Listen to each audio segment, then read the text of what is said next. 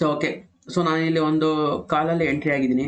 So ನಾನು entry ಇರೋದೆಲ್ಲಿ ಅಂದರೆ, so ಕರೆಕ್ಟಾಗಿ ನಾನು ಇಲ್ಲಿ ಎಂಟ್ರಿ ಆಗಿದ್ದು, ಇಲ್ಲಿ ಎಂಟ್ರಿ ಆಗಿದ್ದು. ಸೊ ನಾನು ಸ್ಟಾಪ್ ಲಾಸ್ ಒಂದು 40 ಪಾಯಿಂಟ್ಸ್ ಕೆಳಗಿರುತ್ತೆ.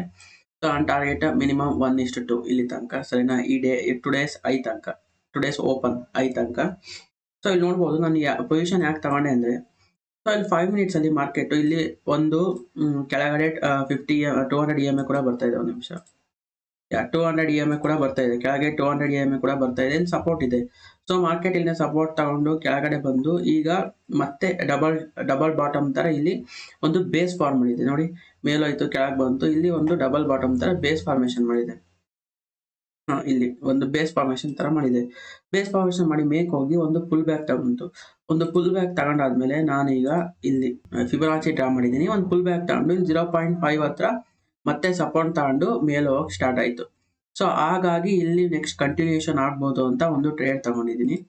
ಸೊ ನೋಡೋಣ ಏನಾಗುತ್ತೆ ಅಂತ. ಸೊ ನಿಮ್ಗೆ ಅರ್ಥ ಆಯ್ತಲ್ಲ ಯಾವ ರೀತಿ ಅನಾಲಿಸಿಸ್ ಮಾಡ್ತಾನೆ ಅಂತ.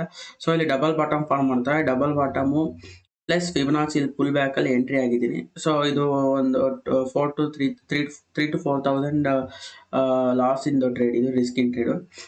3 to 4,000 ಲಾಸ್ ಆಗ್ಬೋದು. ಪ್ರಾಫಿಟ್ ಬಂದ್ರೆ 6 to 7,000 8,000. ಸೊ ನೋಡೋಣ ಯಾವ ರೀತಿ ಟ್ರೇಡ್ ಆಗುತ್ತೆ ಅಂತ.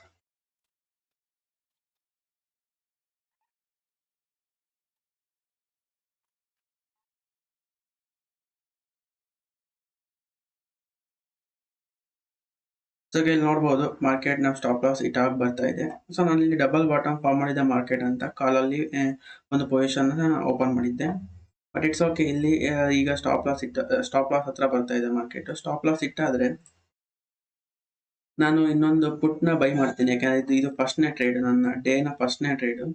ಸೊ 2 ಟ್ರೇಡ್ ತಗೋಬಹುದು. ಸೊ ಸ್ಟಾಪ್ ಲಾಸ್ ಇಟ್ಟಾದ್ರೆ ನೆಕ್ಸ್ಟ್ ಪಿ ಸೈಡ್ ಒಂದು ಪುಟ್ ಬೈ ಮಾಡ್ತೀನಿ, ಸೆಲ್ ಸೈಡ್ ಒಂದು ಪುಟ್ ಬೈ ಮಾಡ್ತೀನಿ. ಯಾಕೆ ಅಂದ್ರೆ ಇಲ್ಲಿ ಡಬಲ್ ಬಾಟಮ್ ಫಾರ್ಮ್ ಮಾಡಿತ್ತು ಮಾರ್ಕೆಟ್. ಈ ಡಬಲ್ ಬಾಟಮ್ ಬ್ರೇಕ್ ಆದ್ರೆ ಇನ್ವ್ಯಾಲಿಡ್ ಆಗುತ್ತೆ.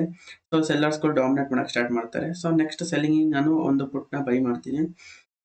ಈ ಸಪೋರ್ಟ್ ಇದೆಯಲ್ಲ ಇಲ್ಲಿ ನೋಡಿ, ಇದು ಅಂತ ದೊಡ್ಡ ಸಪೋರ್ಟ್ ಏನಲ್ಲ, ಇದು ಜಸ್ಟ್ ಒಂದು ವಿಕ್ ಇದೆಯಲ್ಲ, ಒಂದು ದೊಡ್ಡ ವಿಕ್ ಇದೆ. ಇದನ್ನ ರೀಟೆಸ್ಟ್ ಮಾಡುತ್ತೆ ಆರಾಮ ಮಾರ್ಕೆಟ್. ರೀಟೆಸ್ಟ್ ಮಾಡಿ ಇದನ್ನ ಬ್ರೇಕ್ ಮಾಡಿದ್ರೆ ಮಾಡ್ಬೋದು. ಬ್ರೇಕ್ ಮಾಡಿದ್ರೆ ಇಲ್ಲಿ ತನಕ ಟಾರ್ಗೆಟ್ ಇಡ್ಬೋದು. ಸೊ ನೋಡೋಣ ಯಾವ ರೀತಿ ಆಗುತ್ತೆ ಅಂತ. ಫಸ್ಟ್ ಇದನ್ನ ಬ್ರೇಕ್ ಮಾಡಲಿ. ಇದು ಬ್ರೇಕ್ ಮಾಡಿದ ತಕ್ಷಣ ಒಂದು ಪುಟ್ ಸೈಡಲ್ಲಿ ಎಂಟ್ರಿ ಆಗ್ತೀನಿ ಬ್ರೇಕ್ ಆದ್ರೆ. ಇಲ್ಲಿಂದ ಮೇಲೆ ಹೋಗೋ ಚಾನ್ಸಸ್ ಇದೆ, ಗೊತ್ತಿಲ್ಲ ಏನಾಗುತ್ತೆ ಮಾರ್ಕೆಟ್ ಅಂತ.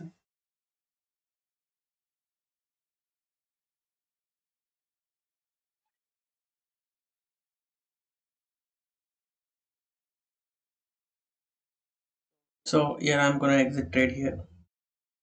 Okay, ಟ್ರೇಡ್ ಇಂದ ಎಕ್ಸಿಟ್ ಆಗ್ತಾ ಇದ್ದೀನಿ. ಎಕ್ಸಿಟ್. ಸೊ ನೋಡ್ಬೋದು ಟ್ರೇಡ್ ಇಂದ ಎಕ್ಸಿಟ್ ಆಗಿದ್ದೀನಿ. ಓಕೆ, ಇಲ್ಲಿ ನೋಡ್ಬೋದು ಮಾರ್ಕೆಟ್ ಇಲ್ಲಿ ಡಬಲ್ ಬಾಟಮ್ ಫಾರ್ಮ್ ಮಾಡಿ ನನಗೆ ಎಂಟ್ರಿ ಕೊಡಿಸಿತ್ತು.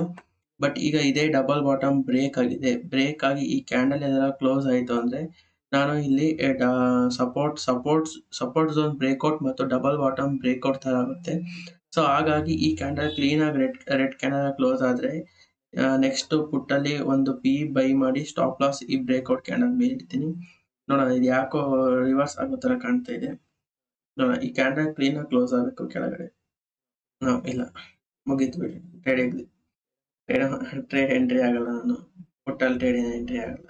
ಇಲ್ಲಿ ನೋಡಿ ಕ್ಲೀನಾಗಿ ಬ್ರೇಕ್ಔಟು ಆಗಲಿಲ್ಲ. ಬ್ರೇಕ್ಔಟ್ ಆಯಿತು, ಬಟ್ ಬ್ರೇಕ್ಔಟ್ ಕ್ಲೀನಾಗಿ ಕ್ಲೋಸ್ ಆಗಲಿಲ್ಲ. ಮತ್ತೆ ಮೇಲೆ ಕ್ಲೋಸ್ ಆಗಿದೆ. ಈಗ ನಂದು ಸ್ಟಾಪ್ ಲಾಸ್ ಇಟ್ಟಾಯಿತು. ಸ್ಟಾಪ್ ಲಾಸ್ ಇಟ್ಟಾಗಿ ಮಾರ್ಕೆಟಿಂಗ್ ಮೇಲೆ ಹೋಗ್ತೈತೆ. ಈಗ ಮತ್ತೆ ಎಂಟ್ರಿ ಹಾಕೋ ನನಗೆ ಅಷ್ಟೊಂದು ಸರಿ ಅನಿಸ್ತಿಲ್ಲ. ಮತ್ತೆ ಈಗ ಪಿ ಬೈ ಮಾಡೋಣ ಅಂತ ಇದ್ದೆ, ಯಾಕೆಂದರೆ ಇದು ಕ್ಲೀನಾಗಿ ಬ್ರೇಕ್ಔಟ್ ಆಗಿ ಕ್ಲೋಸ್ ಆಗಿದ್ರೆ ಪಿ ಬೈ ಮಾಡ್ತಿದ್ದೆ.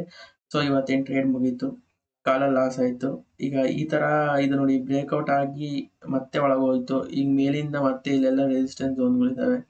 ಸೊ ಇದು ಮಾರ್ಕೆಟ್ ಇಲ್ಲೇ ಟೈಮ್ ವೇಸ್ಟ್ ಮಾಡ್ಬೋದು ಅನ್ಸುತ್ತೆ. ಮೇಲೆ ಹೋಗಲ್ಲ, ಕೆಳಗೆ ಹೋಗಲ್ಲ. ಇವಾಗ ಸುಮ್ಮನೆ ಟೈಮ್ ವೇಸ್ಟ್ ಮಾಡುತ್ತೆ ಅನ್ಸುತ್ತೆ. ಇದು ಕೆಳಗೆ ಹೋದ್ರೂ ಅಷ್ಟೊಂದು ಟಾರ್ಗೆಟ್ ಕೊಡಲ್ಲ ಅನ್ಸುತ್ತೆ, ಯಾಕೆಂದರೆ ಕರೆಕ್ಟಾಗಿ ಟಾರ್ಗೆಟ್ ಕೊಡೋದಾದರೆ ಇದು ಕರೆಕ್ಟಾಗಿ ಬ್ರೇಕ್ ಆಯ್ತಲ್ಲ, ಇದು ಬ್ರೇಕ್ ಆಗಿ ಕ್ಲೋಸ್ ಆಗಿ ನೆಕ್ಸ್ಟ್ ಸೆಲ್ಲಿಂಗ್ ಬರಬೇಕಿತ್ತು. ಸೊ ಕೆಳಗಡೆನೂ ಇದು ಕ್ಲೀನಾಗಿ ಕೊಡಲ್ಲ.